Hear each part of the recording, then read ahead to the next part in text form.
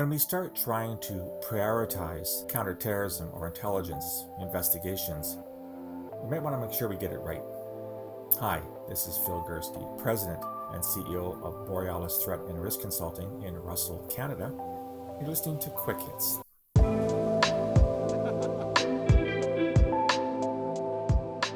This is a podcast I've been thinking an awful lot about for the past couple of weeks and have been reluctant to record it because I wanted to make sure I had my thoughts in order before I did so.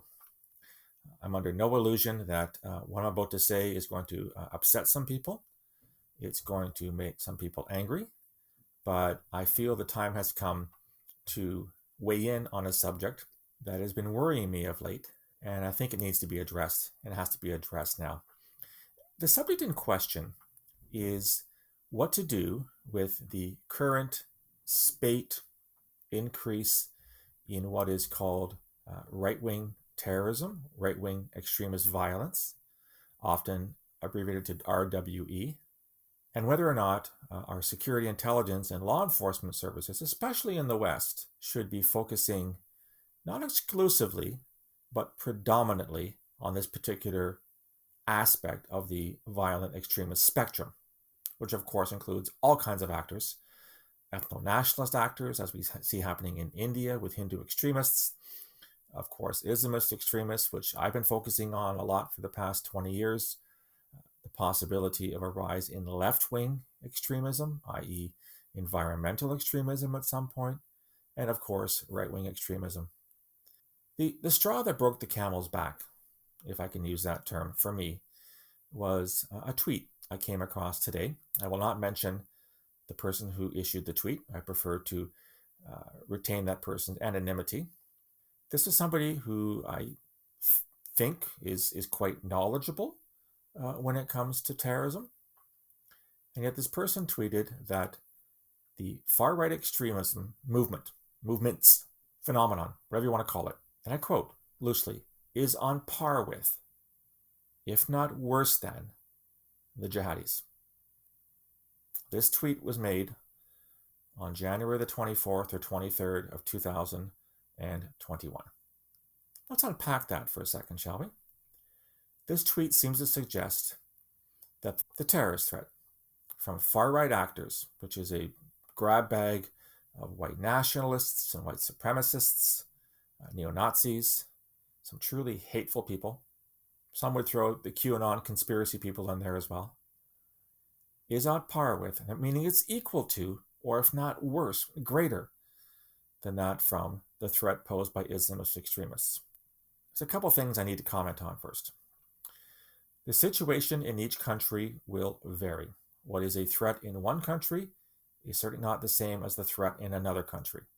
For example, in the vast majority of countries in the world, there's no such thing as right-wing extremism. It's a Western phenomenon. If you look at what's happening in Afghanistan or Nigeria or Somalia or Pakistan or Iraq or Syria or Yemen or the Sahel or Southeast Asia, there's no such thing as right-wing extremism. And if you follow me on Twitter, you'll know that I tweet quite often about attacks that are carried out by certain actors, none of whom are right-wing extremists. It simply is a non-entity for 3/4, 4/5 of the world's population. In other parts of the world, such as the United States, such as United Kingdom, Germany, maybe to some extent my own country of Canada, there is a right-wing extremism threat. Absolutely. And we have seen attacks by right-wing extremists, i.e. terrorist groups. Think of what happened on the Capitol on January the 6th. There were some terrorist actors, albeit not everyone was a terrorist actor, but there certainly were some there. So that could be classified in part as a terrorist attack. The January 2017 siege at a mosque in Quebec City, in which 6 mosque-goers were killed by a right-wing extremist, was an act of terrorism, even if the perpetrator, Alexandre Bissonnette, was not charged with terrorism. He was charged with first-degree murder and convicted thereon. But to say that right-wing extremism is on a par or greater than the threat posed by jihadis simply flies in the face of data. You can have your own theories and your own speculation. You can't have your own data. And the simple fact is, and this fact is irrefutable, if you look at terrorism around the world over the past 20 years, the post 9/11 period, and you add up all the casualties, the deaths, the wounded, the numbers of attacks, you will find that on a global scale, the vast majority of terrorist attacks were carried out by Islamist extremists. And the vast majority of casualties were caused by Islamist extremists. Oh, and by the way, the vast majority of victims of these attacks were Muslims, carried out, killed by their so-called confreres, their fellow travelers, their co-believers in Islam, people that see themselves as the only true Muslims. This is what terrorists call themselves, and basically take it upon themselves to kill whomever they want.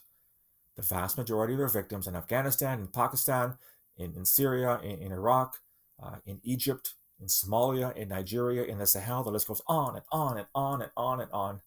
The vast majority of those victims were Muslim.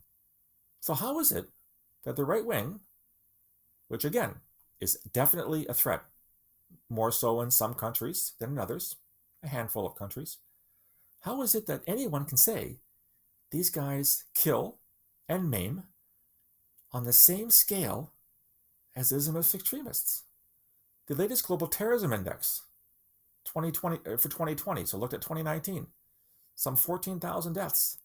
13,900 plus of those deaths were caused by Islamist extremists.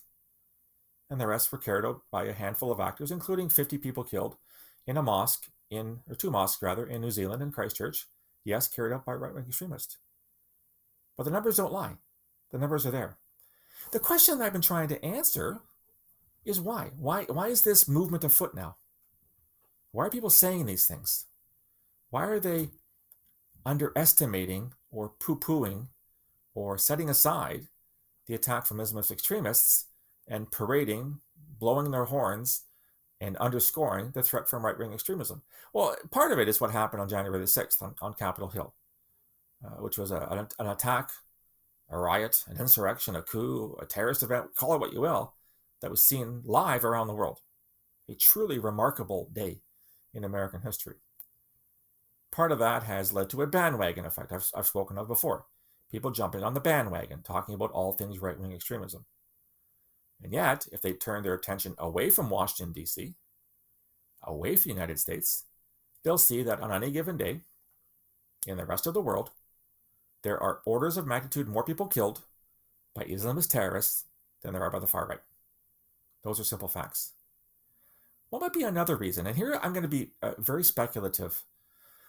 This is why I have hesitated to say these things, because I know it's going to rankle some people. I'm going to suggest very hesitantly that part of this movement to emphasize far-right extremism over Islamist extremism, in spite of the facts and flies in the face of facts, may have something, and I stress may, I'm trying to be very wishy-washy here, and I apologize, may have something to do with woke culture.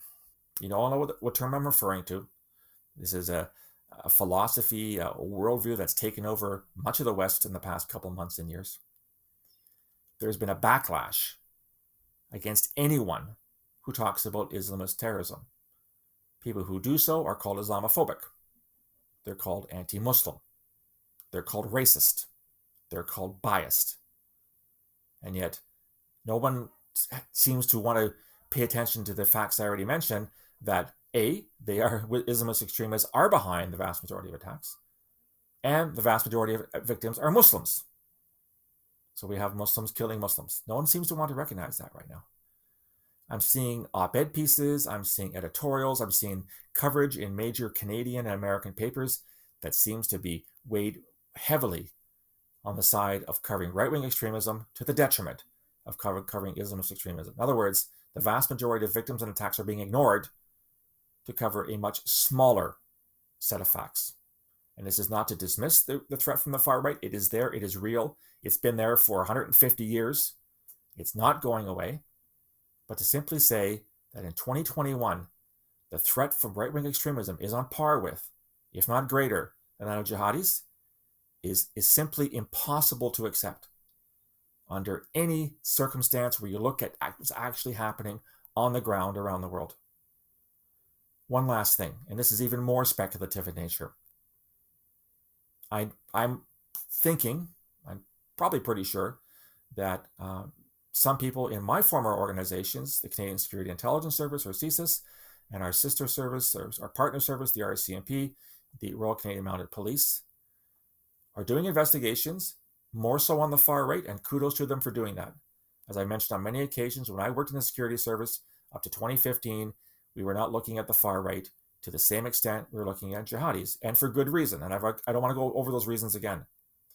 My fear, my worry, and I have nothing to back this up, I'm just throwing it out there, is that given the atmosphere right now, especially with the current Canadian Liberal government, if there's some kind of subtle or less than subtle message being passed on that the security services should up resources, put them on the far right, take them away from Islamist extremism, I sure as hell hope that's not happening. And I sure as hell hope it's not happening to support this so-called woke culture. Again, I have nothing to support this contention. I wish I did. I sincerely hope I'm wrong. I probably am wrong. I just wanted to throw it out there as a possibility. The bottom line is that as of 2021, there are multiple terrorist threats around the world, and we have to face all of them to the best of our ability with the resources that we have. Making up facts and taking resources away from things for not very good reasons is a shitty way of doing counterterrorism. And if we keep along this path, it's going to end up badly with more attacks and more people killed, more people wounded, and more families grieving.